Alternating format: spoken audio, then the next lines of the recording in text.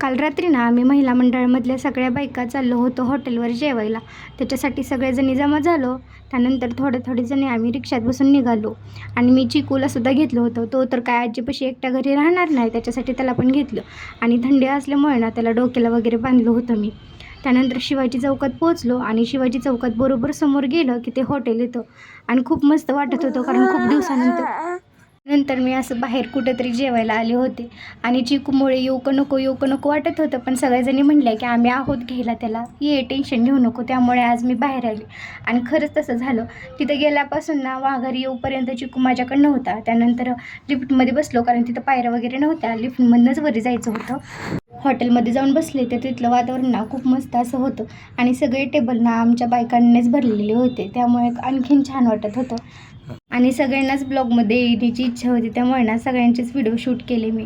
त्यानंतर प्लेट आली. प्लेट बघून तर चक्क मी हादरलेच, कारण एवढी मोठी प्लेट. आणि आम्ही जी थाळी घेतलेली आहे ना ती अनलिमिटेड थाळी आहे, त्यामुळे तुम्हाला जेवढं खायचं असेल तेवढं खाऊ शकता, पण जास्त तर काय जात नाही, कारण त्यांच्यात मेनूच इतके आहेत. तर चला, व्हिडिओ आवडला असेल तर व्हिडिओला लाईक करा आणि चॅनलला सबस्क्राईब करा. बाय.